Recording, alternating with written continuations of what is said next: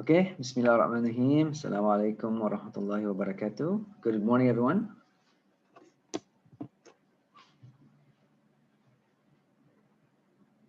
You guys there? Anybody there? Yes. Yes. Okay. Morning. I know it's bright and early. These 8 o'clock classes are quite tough, aren't they?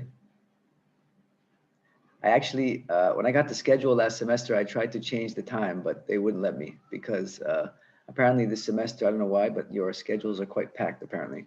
So we could not change the class time, but if I had my way, we wouldn't be having class at 8 o'clock. Anyway, so here we are, week 10. And wow, getting closer to the end of the semester. As you know, week 13, we will start our class presentations. Okay, so we'll have 2 weeks of you guys will be presenting your assignment 2 projects. Okay, so that's just 3 weeks away.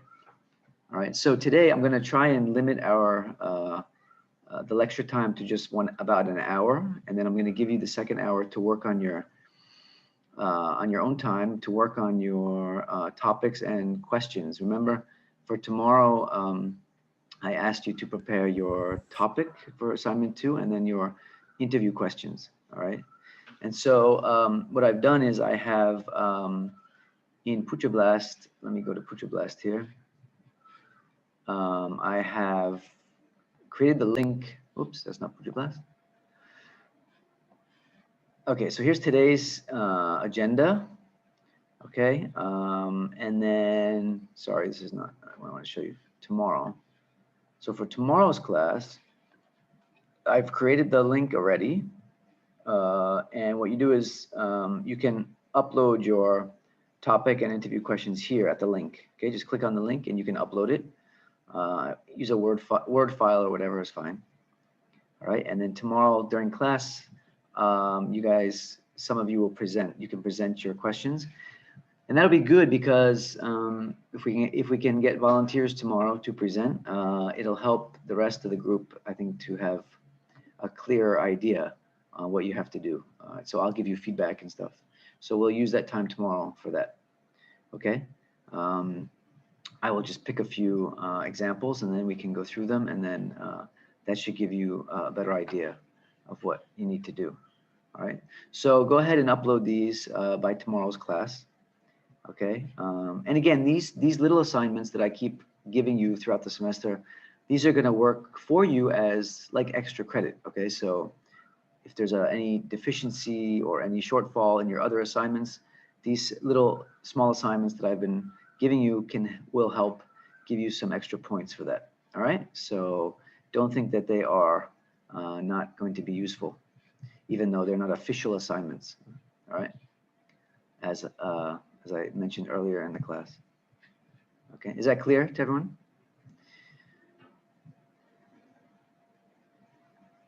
Okay, so today we're gonna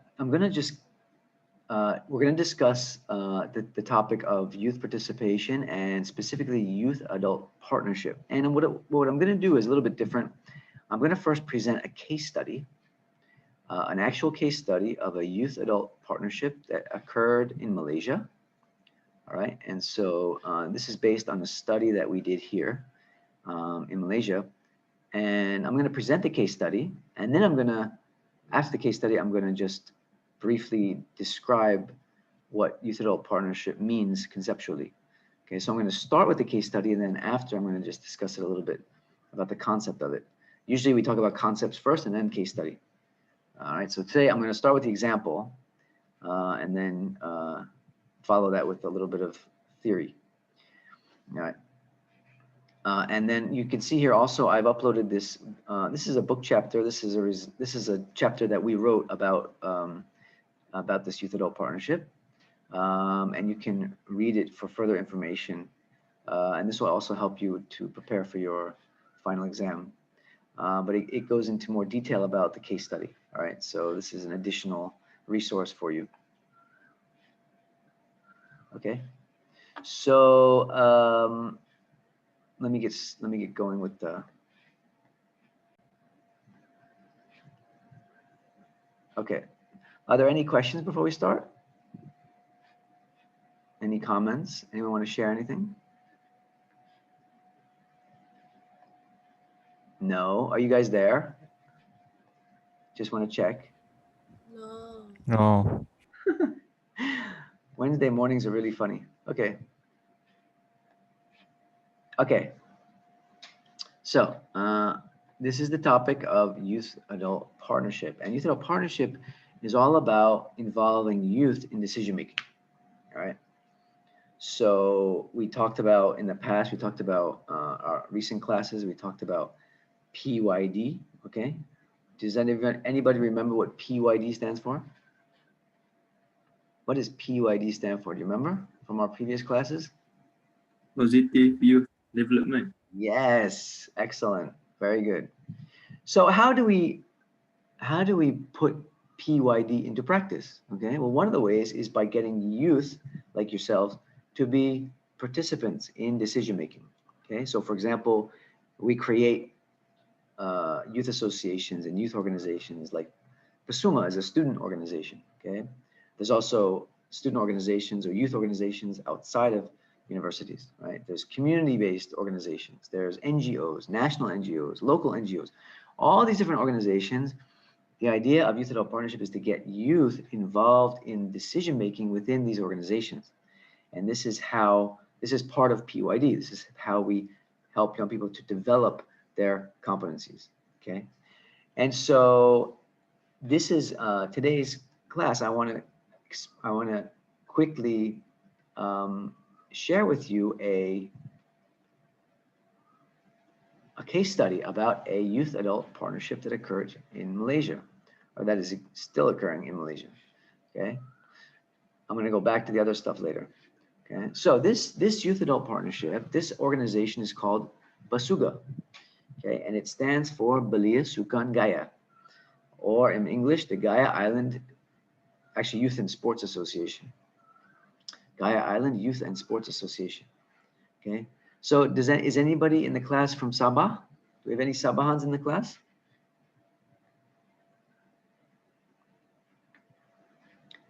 Anyone from Sabah in the class? No? No Sabahans.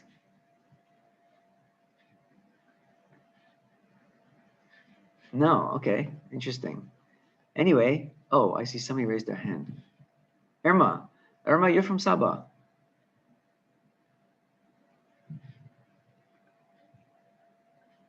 Irma? Oh, you're chatting with me, okay. Oh, no, doctor. Oh, so why did you raise your hand? You're just telling us no? Okay, all right, so I guess we don't have anyone from Sabah, but the Gaya Island Youth Association. Gaya Island is a place in Sabah.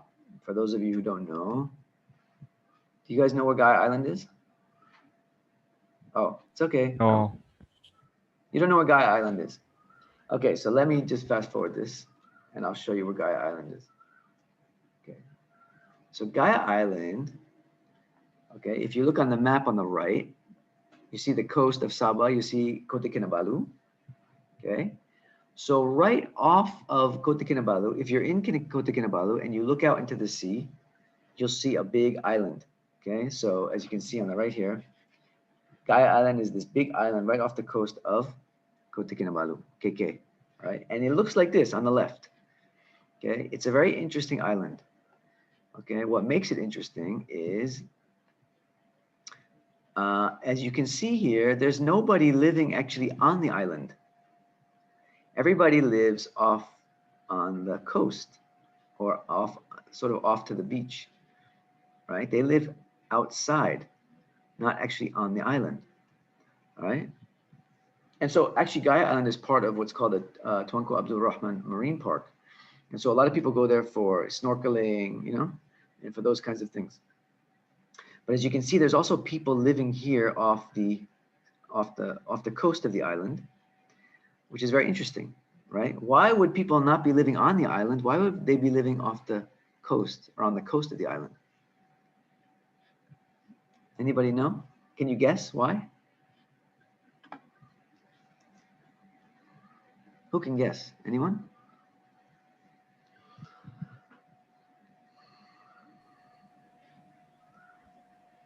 No one has Because it. they want to find some fish or food. Okay. Yeah, you're close, Hazik. You're close. They are. They're fishermen mostly. Mostly fishermen. Okay. So they live off the coast. And the the interesting thing about Guyla Island is that uh, the slide I just showed you, this is one side of the island here. But on the other side of the island, there's actually a few, not a lot, there's a few five-star beach resorts. Okay, very expensive for the orang kaya to go and do all their beach stuff. All right, very expensive. Okay, on the one side of the island, we have this. Okay, what I just showed you in that previous picture, people living off the coast. This is what they look like. This is what their houses look like. Okay, these are called floating fishing villages, right? And they're mostly ethnically, they're mostly Bajau people, Bajau. They're called the Bajau Laut because they're mostly fishermen and they live on these stilted houses off the coast of the island. Now, many people believe that they're actually not Malaysians. They're like illegal immigrants, but actually in reality, about 80% are actually Malaysians. Only about 20% are immigrants illegally living in on the island.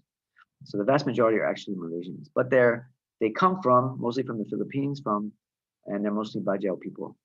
All right. So they live in these houses, and this is what they look like. See, very interesting. They're actually living on the water.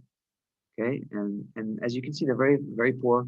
They're very simple people, very poor people, and mostly they are fishermen or they work in KK. Okay, so what do you see on this boat here? Do you know what this is? Can you see from this boat what's on the boat? Sorry? Tank, tank, Ah, tanks. What's in the tanks? What do you think? water. Water. Why are there tanks in the water? Sorry, why are there water tanks in a boat? Can you guess? For water supply. Yeah, they don't have their own water supply, or at least they didn't when we did this case study about 5 years ago. They didn't have their own water supply. Okay, so even though they're very poor, at this time, this was about 2015, they did not have their own water supply, or did they have electricity? Now you'll see that some of the houses even have Astro here. See, but the electricity they get is from power generators. They have to actually have their own power generators, and they have to buy petrol to power their homes. Okay, so they don't even have electricity, and they've been there for many years, generations. They've been there, and unfortunately, the Malaysian government never provided them with basic amenities like electricity and water. Right? Kasian, yeah? So they've been living all this time without these basic necessities. So they have to pay for water to be shipped from KK in these tanks every day, every single day. And they have to pay, and it's quite expensive, right? So they don't have their own water supply. So as you can see on the left here, Gaya Island is often perceived as a bastion for illegal immigration and drug smuggling. There have been some cases of like drug smuggling, but very few. Most of the people there, they're just fishermen, low-income people. And so because of this, they're marginalized. Yeah, marginalized means they don't have much political power. Socially, they're marginalized because they live off the coast on their own island. They're not really part of mainland Sabah. Okay? And then economically, as you can see, they're very marginalized because they're very poor, and also they don't even have their own basic resources, basic amenities. Okay, so it's a quite a difficult situation for the people on Gaya Island. All right, so you can see some more pictures here. This is what it looks like. It's very interesting. All their houses are on the water, atas, okay? And so they live, see these little walking paths, everything's on the water, right?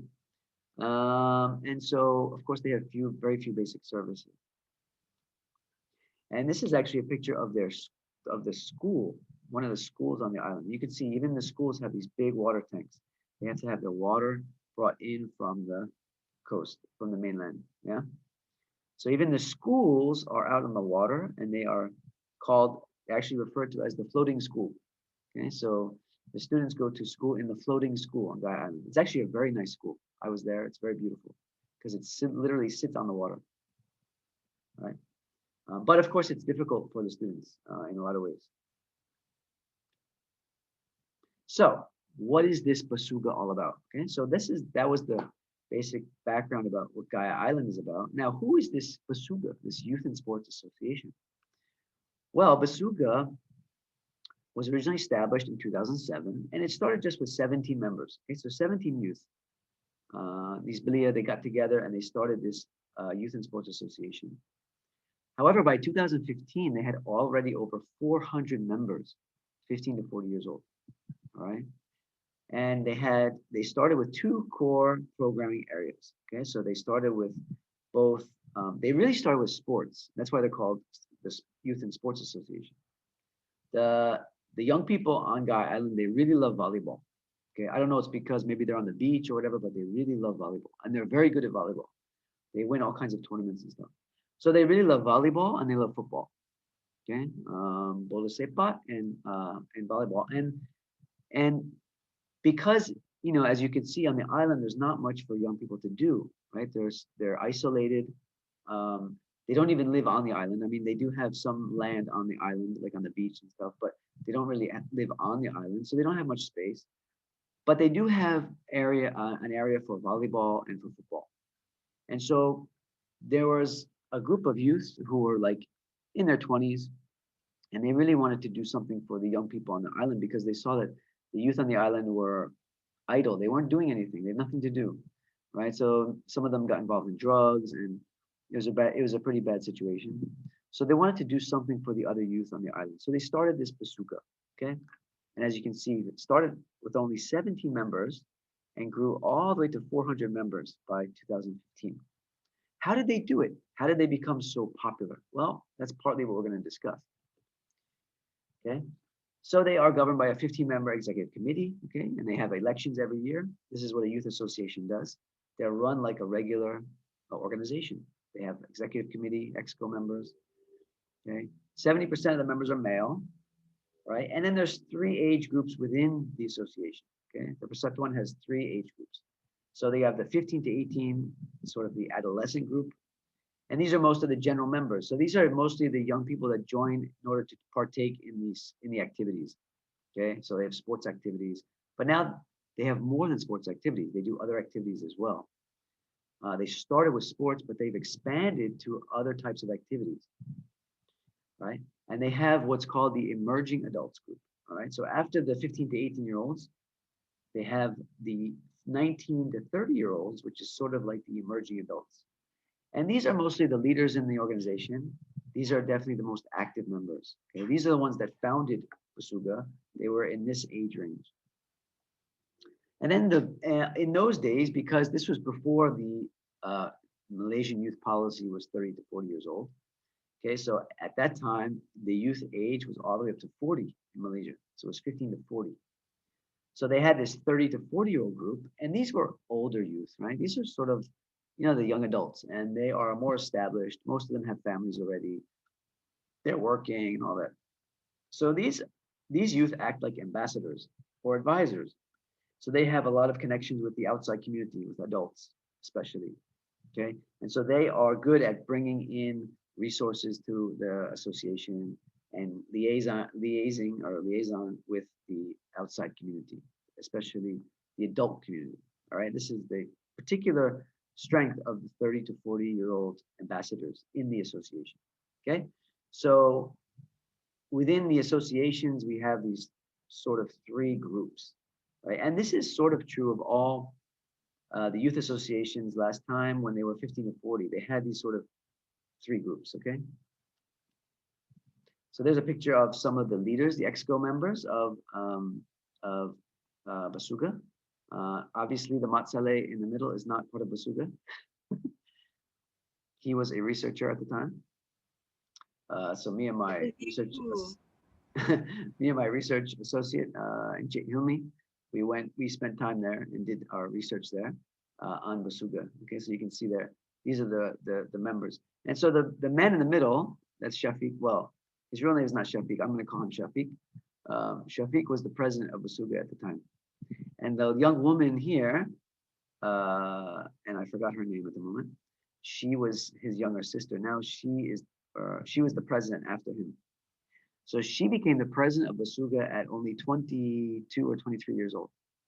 Okay, so she's very good, a very strong leader. So what is the story of Basuga? Why is it so important, and why am I talking about it? Okay, so Basuga is very special. It is a very special association. Okay, why is it special? Well, it's a very unique story. Okay, it's not like other youth associations. Okay, they started out as a very traditional youth association. Like I said, they did a lot of sports activities, and then they started to do other things. They started to have other types of activities on the island. So they started to have classes in different languages, like sewing classes, Arabic classes, Malay classes. So they started to become community educators. Okay, so from sports, they then branched out and started to do other things, right? And then they were they played this very critical role in actually bringing electricity and fresh water infrastructure to Gaia Island. Okay, this is really what makes Basuga so special, is that for years, Basuga, as I mentioned, did not have any fresh water or electricity. And for years, the adults on the island, the adult Persatuan, the adult association, all the adult leaders, all the different Persatuan of adults, they tried to lobby the government. They tried to get the politicians to agree to install electricity and fresh water on the island. But for all those years, the politicians refused to do it. Can anybody guess why would they not give these people electricity and fresh water? Can anybody guess? Why do you think that the government might not do that, or why they didn't do that? Why would the government not provide these people with electricity and water?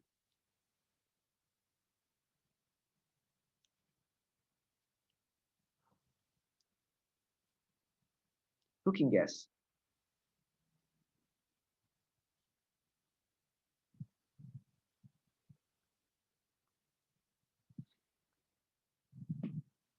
No ideas? I mean, these are people living just off the coast of KK. KK is a major city, it's got tons of fresh water, tons of electricity. Why would they not give people on Gaia Island electricity and water?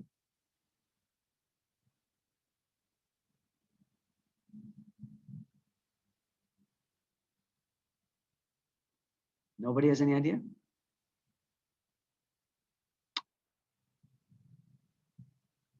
Any guesses? Think politics. Because they want to make more money out of them. Okay, good guess, Hazik. Good guess. Not really. That's not really the reason, but it's a good guess, because that's when it comes to politics, that's usually what it entails, right? Actually, the reason is because, as I mentioned before, many people in Sabah, in mainland Sabah, they have this perception of Gaia Island as being illegals, right? These are illegal people, right? They're illegal immigrants. And so the politicians are afraid to provide them with infrastructure because they feel that it might look bad on them politically if they're providing, they're spending money on illegal immigrants, right? So the politicians don't want to look bad to the rest of the Sabah citizenry, the Raya in Sabah. They don't want to look bad. So every time this Gaia Island people would ask for infrastructure, the politicians would say, "Oh, I'm sorry, I can't. It's too politically dangerous for them." Okay. So the politicians, of course, they're worried about their politics. And then the Gaia Island people have suffered for many years without water and electricity. Okay. But amazingly, it was the Basuga, the youth association, that eventually got the politicians to agree to install fresh water and electricity on Gaia Island. Okay. It's an amazing story. How did these youth do it? The adults, for years, they couldn't get the politicians to agree to it. The youth were able to do it. Okay, so I'm going to explain to you how they did it. It's a very interesting story.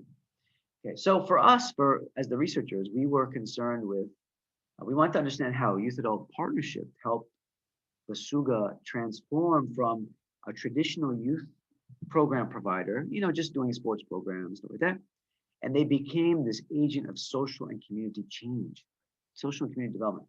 So they really grew into a very important organization, a very important institution on Gaia Island. How did they do it? Well, one of the ways they did it was through youth adult partnership. Okay, so these look like sketches, don't they? They're actually photographs that have been converted into a sketch format. So this is what we found through our research. Okay, so Basuga evolved, all right, and they became a very powerful sort of organization on Gaia Island through their partnerships, the different types of partnerships they had. Okay, so what they did was they did three things. The first thing was, as you can see at the bottom, is that they became community educators, right? So from their sports programs, they began to provide education programs to the rest of the community on Gaia Island, including the adults, okay? So the youth association would sponsor classes for people on the island. And I mentioned some of the classes. They had all kinds of classes.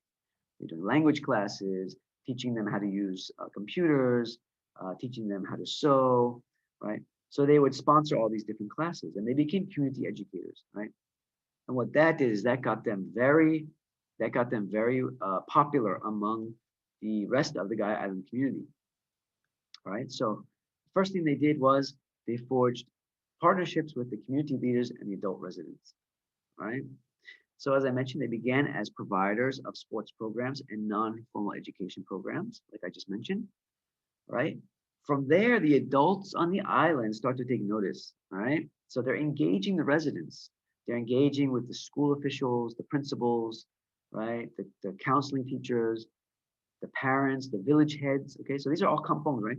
There's about 11 kampongs on the island. Yeah, and so they would invite these village heads to participate in their programs, right? And so they started to build relationships with the adults on the island. And at one point, even the schools would ask the youth leaders from Basuga to come and give talks to the students in the schools, talk to the students that were playing, that were truant, they were not going to school. They would ask the Basuga leaders to go and talk to the students. So they became a very important resource for the adults on the island. Okay, so basically they made themselves valuable to the rest of the island, especially to the adult groups. So the adults really start to take notice that, wow, this Basuga they're doing really important work. Yeah. And then they establish working relationships with the school. They create roles for the adults in their programs. And then they began to expand their programs to the other villages on the island, okay, engaging with the different Ketua Kampong, the village heads, right? So as I showed that early picture, you can see there's like on the island, there's different, the villages, the Kampong are all spread out on the island, right? So like each one is a separate village. Okay, so they began to expand their programs to the other villages, right? So they began to forge these partnerships with adult community leaders. Okay, so you have youth association with adult associations, adult residents forming these working partnerships. Okay, so this is one aspect of the youth adult partnership. All right, and so here's one of the quotes from one of the EXCO members of the Basuga. So he said, we have a lot of programs, but don't have a stage. Okay, so they do a lot of these arts, they do arts programs as well. So they do performances. Okay, so every time we have a program, we have to set up a makeshift stage. The people involved in doing this are mostly the older people. Every time they will build a new stage for us and help us lift the timber. They don't ask for money, they're volunteers. They help with everything. It's a big sacrifice by the older people for Basuga. Okay, so they would invite these adults to come and help them with their programs. And this is how they begin to build this youth adult partnership, this relationship with the adults, right? And from there, the adults start to see how valuable the youth association is to the community. All right. From there, once they began to build these relationships, the second phase of what they did was they were able to bring the water and the electricity to Gaia Island. Okay. And this is really what I was talking about before.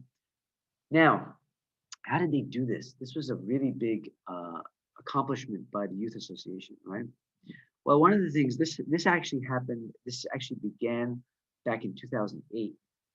And I don't know if you guys remember. You were probably quite young, but in 2008, there was this political tsunami, and this was the beginning of the sort of opposition movement in Malaysia, where the opposition government won like 5 states, I think, at that time, 2008 election. After the 2008 election, there was this feeling like, well, there's this growing political change.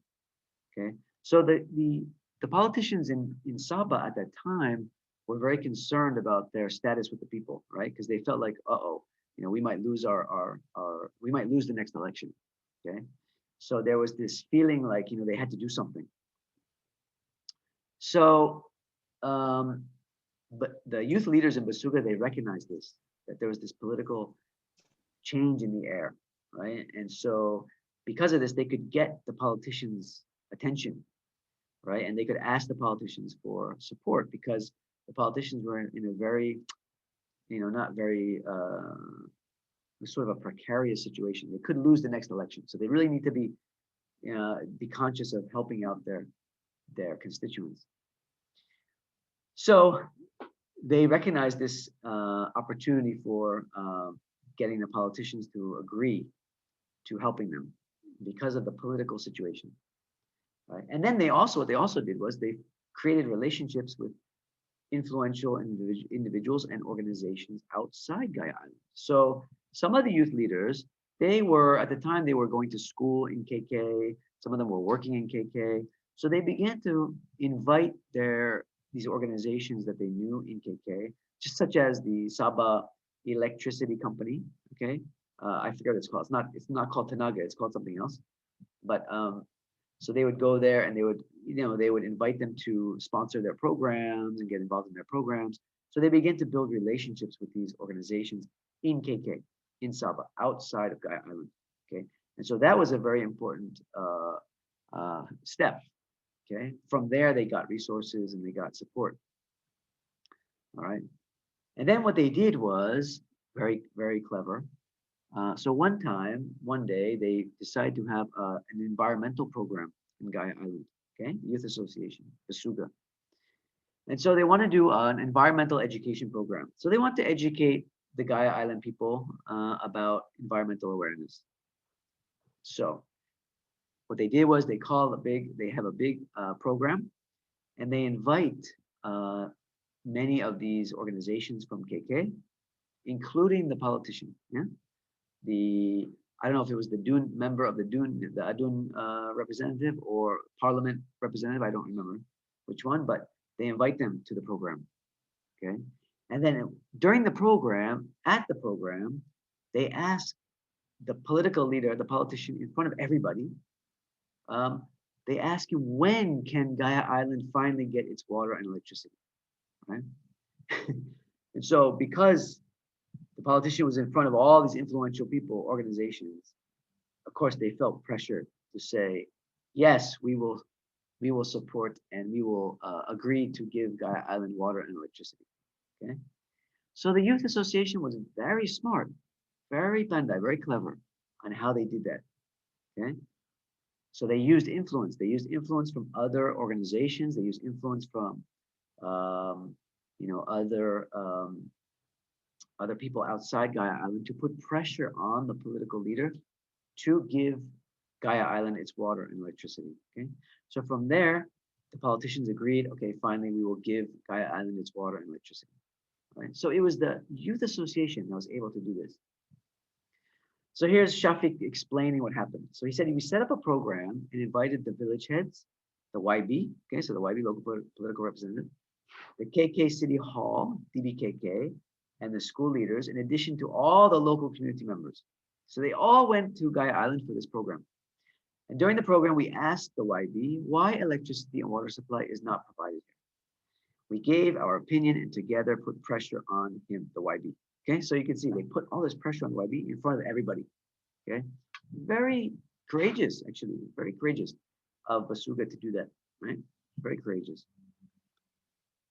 And then, Alhamdulillah, eventually, as you can see, they got their electricity. Okay, And so this is just after they began to install the electricity in the houses.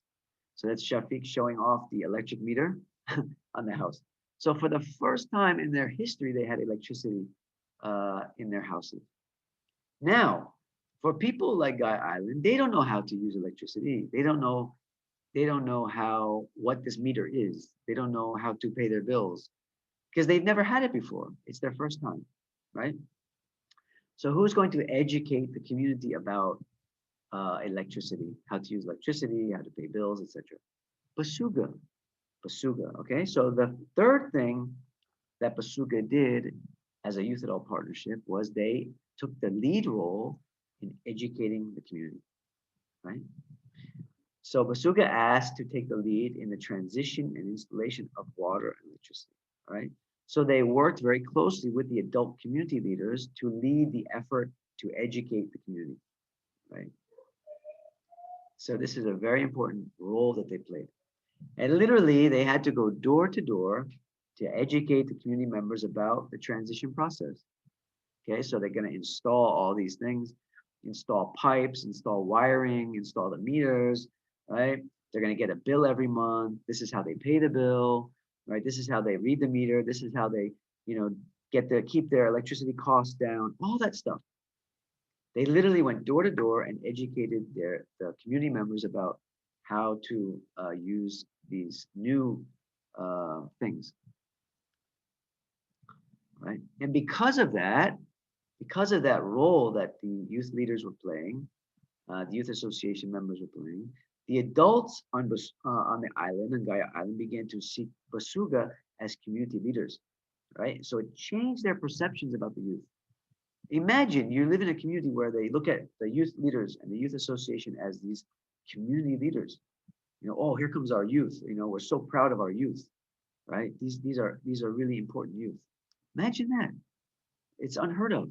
Never seen anything like that in Malaysia, all right, or even in any country really. Okay, so this is really unique what they were able to do. Okay, so this is the third thing they did. They became community educators, right? So we talk about HRD. You talk about human capital development. Imagine all the development that the young people got by taking on these roles. All right, so really amazing.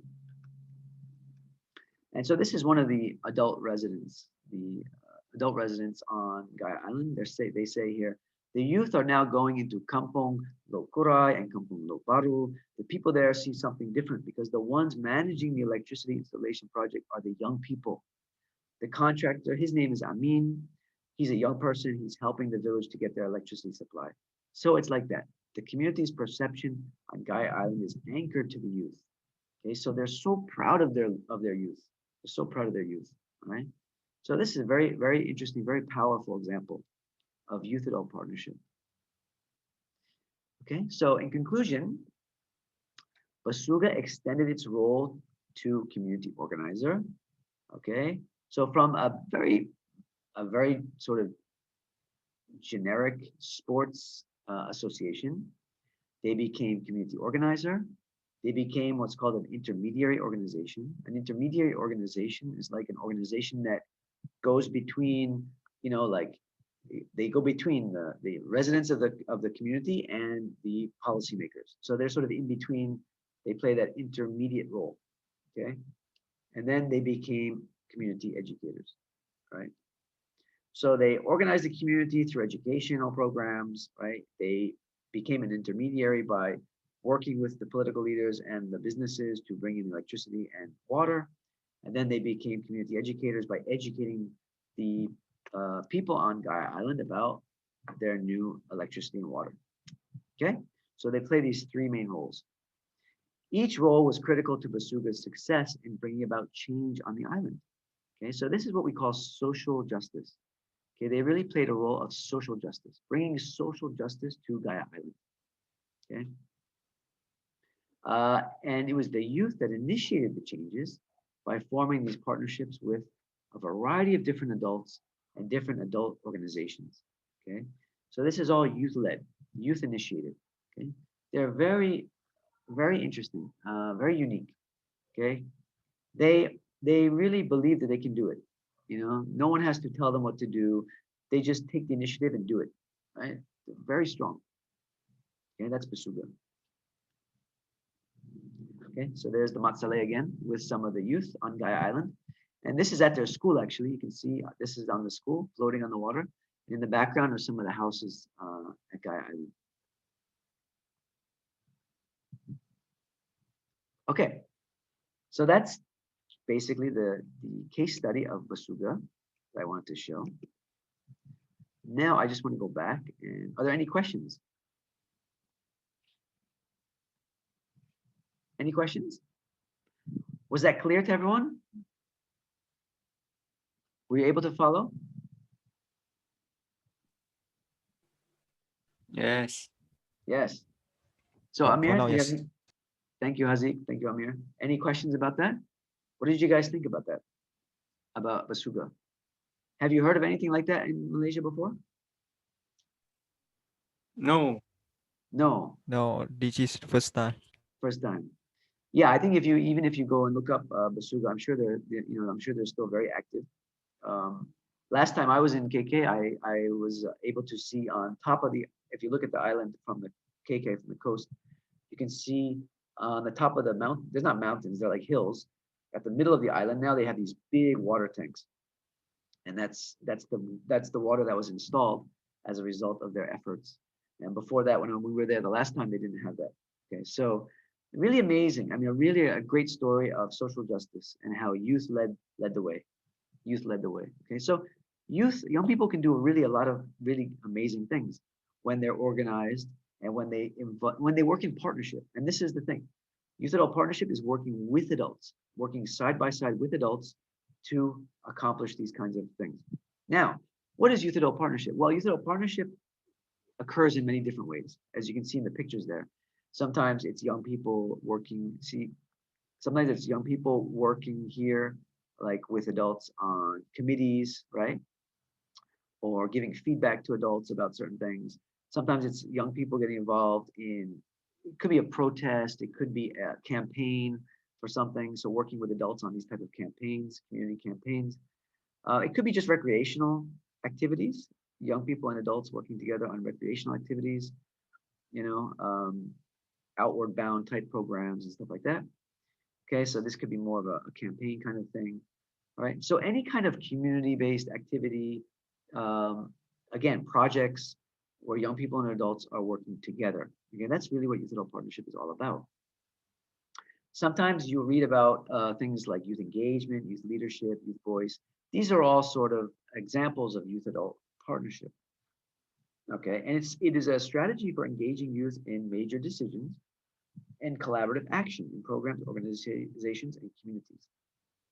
So rather than adults telling youth what to do, which is usually what happens in programs, youth adult partnership is unique in that the young people are involved in the decision making with adults. Okay, and this is where the youth development really occurs. This is where young people learn directly from adults on how to make decisions, right? How to think critically, how to problem solve. Okay, rather than the adults saying, okay, go problem solve, go figure out this problem. No, they work with them to do it. So we do it together, right? So let's develop this program together, right? Let's implement it together, okay? And so that's where the young people really learn from the adults on how to do these things, okay? Because adults have more experience doing these things. So the best way for young people to learn is to do it with them, okay? So in the case of Basuga, Basuga did a lot of things on their own, but they also worked very closely with like the Ketua Kampong, the village leaders, the organization leaders. They worked very closely with them on all their different programs. Okay, so that was what made them really effective. They got a lot of the adults to buy into what they were trying to do, okay, because they were working closely with them. Okay, so it's not a thing where the youth are opposing the adults, right? Or they're challenging the adults. No, they're working together, right? It's like a community, the way a community works, right? And so that's the power of youth adult partnership. Okay, and the basic definition is a group of youth and adults working together on important issues, okay, in many different ways. Okay, so in those situations, all participants, youth and adults, have options for engaging in planning, decision making, and action according to their own interests and skills. Okay, so some young people, some youth are not really ready to be leaders in terms of decision making. Okay, fine. but they can participate in other ways, right? They can provide their input in other ways, right? Or maybe they want to be more involved in the action of doing the program, okay? But they have that option and they have that ability to make that decision on their own. Okay, and a youth adult partnership is characterized by mutual learning and respect among youth and adults. Okay, so it's not just the youth respecting the adults. The adults also have to respect the youth.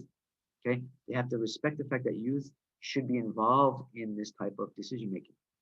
Okay, and so often the problem is that youth, it's the adults really that have the problem. The adults don't allow the youth to be involved in decision making. Okay, so a lot of youth adult partnership training is for the adults to understand that young people have this great potential and they can be really contributing members to these types of programs and projects. Okay. Why do we do this? Why should anyone involved or engage in youth adult partnership? Well, there's three main reasons. All right. The first is youth development. Okay. Youth adult partnership allows youth to be involved in active learning. Okay, as you can see, like from Basuga, there was so much real world, real learning that took place, right? It wasn't like this kind of learning, classroom-based learning. It was actual active learning, going out in the community and doing all these things, right? And so that's a tremendous learning experience for the young people, all right? And it gives them new roles and new responsibilities. Okay, real decision-making roles. Okay, well, similar to what you guys do in Pasuma. Although in Pasuma you don't work that closely with adults, you work with the advisor, right? But you don't do a whole lot of youth adult partnership, I don't think. Maybe I'm wrong. What do you guys do? You work with adults in Pasuma, or is it mostly just the advisor, Dr. Ashram? If we are doing like other program, then we will be working with adults. Okay, all right. Can you give an example, honey? Like the past program, the recent program that we joined is the e-convention, Okay, and it is a collaboration with Yayasan Ihtimam Malaysia. right, It's an NGO okay, for volunteerism and for volunteers. So most of it we are handling the program together with the Yayasan Ihtimam committee. okay, all right. So you have to work with them. Okay, and what kind of work did you do with them? What kind of things did you do? We were organizing 2 forums, Right, which most of it like talking about how we are going to manage our family during this pandemic, and also how volunteers are seen as frontliners as well. right.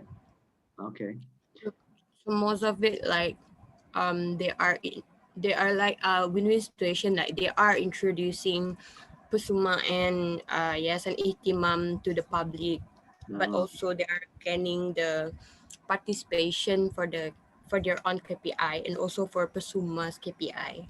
okay, all right. Did you find it difficult to work with the adults on planning these Very. programs? Very Yes, interesting. because What was difficult? it's like maybe they have this perception like, okay, we are adult people, so we know better, but strangely how they try to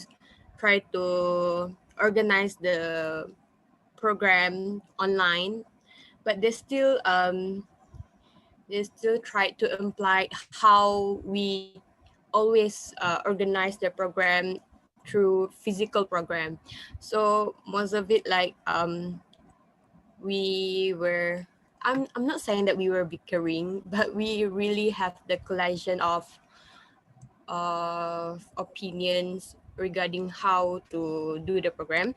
But fortunately that Dr. Wahiza was in the program too, so maybe she knows how how young people works. So that's why sometimes Dr. Wahiza, it's like the the water to the fire. Wow. It's like the cool Yeah. cool event, cool Avengers, and yeah, it's quite hard, but it's a very rewarding experience, I guess. Great. Great. Yeah, I think what you said is very true. In many of these types of programs, the adults, they assume that they know better. They assume that the youth don't know anything. And again, this is why a lot of this youth adult partnership training is focused on the adults, because youth, I think youth naturally want to work with adults. They want to learn from adults, but it's when it comes to adults working with youth, it tends to be this bias about, youth don't know anything. We have to do everything, etc.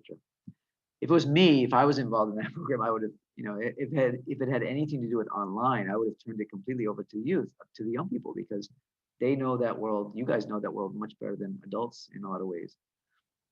And this is where youth adult partnership, when it works really well, is effective, because the adults recognize youth strengths, right? So they recognize that youth are really strong in this area. So we let the youth lead in this area, right?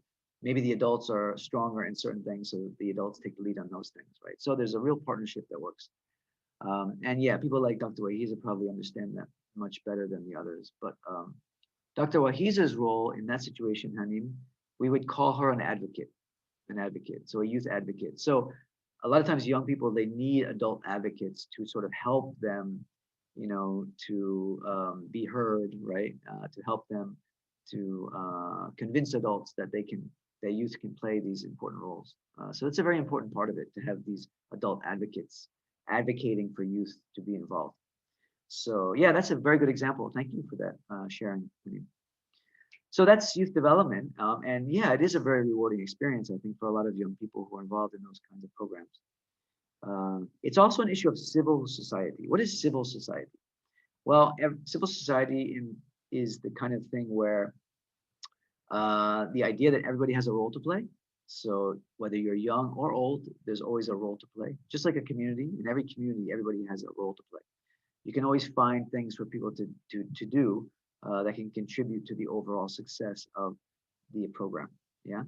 And so young people can offer very unique insights onto policy and programs, So for example, like I always try to ask my students about, if I see that, students are having a problem in a certain area, or they're not responding to certain things, my first inclination is to ask the other students, because the other students, you guys know each other best. You know each other better than I know you. So why would I pretend to know when I can just ask you guys what you know about these particular students, right? And so young people have a unique insight that adults need to have, need to know, right? And so that's one of the important roles that youth play, right? And then there's opportunities to engage, encouraging youth, engaging in the present to encourage youth to engage in the future. Okay. So this idea that youth are the future leaders and all that, but that's true. But at the same time, young people play important roles now in the present as youth, not just in the future. Okay. So we always hear this thing, youth are the future leaders. Youth are the future leaders. Well, youth can be leaders now. They can be, if they're given the right opportunities. And then they'll be better leaders in the future because of it. Right? And then it's an issue of social justice. So for example, like in Basuga, clearly there was an issue there of social justice that the youth were able to get involved in, were able to help address. Yeah. Youth are isolated from public decision making, even though a lot of the decisions are made on the behalf of youth. Very, very infrequently do youth get to actually give their opinions about those things. So even in UPM, even in university, you guys are what make the university. But how often do you get to voice your views on what happens in the university? How often are you involved in decision making at the university, right? Even though most of what goes on in the university affects you, right? But do you have a role in deciding or helping to decide what happens in that university, right? So this is also an issue of social justice. Okay, so this is the value of youth adult partnership. Okay, and research really supports a lot of research, and I've done a lot of research on youth adult partnership in Malaysia actually. For the past about 8 to 10 years, I've been studying youth adult partnership in Malaysia. And we find that it has a lot of benefits to young people. Not only to young people, it also benefits organizations. It also benefits communities, as we can see from Basuga, that youth adult partnership had tremendous benefit and value to the community there. Okay, so it benefits everybody really, even the adults, because the adults learn a lot. They learn a lot from youth. They learn a lot about youth, and that makes the relationship stronger. Okay, we want to build those relationships between youth and adults. We don't want this separation. We don't want this animosity between the two. Okay, so civic development. Young people learn skills. They improve their attitudes, their awareness about civic issues in the community. It builds their sense of belonging and their ability to, that self-efficacy is like that sense that they can make change, that they can get involved, that they can be effective. Okay, so there's social and emotional development. And it also helps them to build skills and to build social capital, right? So they make new relationships, new networks, right? And that helps them to in terms of vocational development as well. So here's a quote from a young person. So community impact. This is a young person from a youth adult partnership in the U.S. He says here, community impact just brought out some of my good qualities. Like I've always been outspoken, but now I know how to speak out in a good way so that my voice can be heard. Now I can get a group of adults' attention and get them to listen to me, conference with me, like a peer. Okay, so getting adults to think of young people more as peers rather than as children, very different, right? When adults think of youth as partners rather than just, children who shouldn't be really involved. Okay, so that's it. That's all I have for today's lecture on youth adult partnership. Okay, are there any questions about any of this? Anyone have any questions? Not from me. Not from you. Anyone else?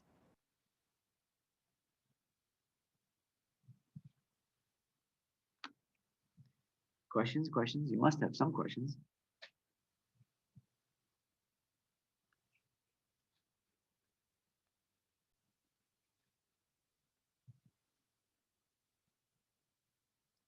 No? Yes? I see yes. What's yes? I missed that one. Effie, Shafika, Shao, you guys all said yes. What was the yes to? I don't remember. I didn't see your comments before.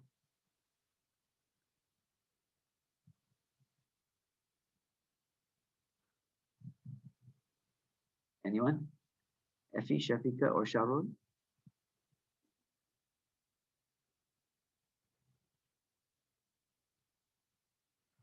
Oh, whether you understand it or not. Okay. All right. Okay, so if there are no other questions, then as I mentioned before, I'm going to actually let you guys go early today. And please, use the time well. Use the time well. You can use the time to prepare for your topic and question submission tomorrow. Okay. Of course, it's up to you. I'm not gonna force you, but I'm giving you the time. Okay, so please use the time wisely. All right. And then tomorrow we will have some. I'll let you guys present your topics and questions, and we can discuss, and I can give you feedback, which should be helpful to everyone moving forward with the assignment. Okay, inshallah. Does that sound okay? Okay. Thumbs up. Yes. Okay. Okay, bro. Okay, Doctor. All right. Okay, so go ahead and make use of your time, and inshallah, I'll see you guys tomorrow. Okay, thank Okay, you. Okay, thank insyaAllah. you. Okay, all right. Okay. Thank you. Assalamualaikum. Jumpa lagi. Waalaikumsalam.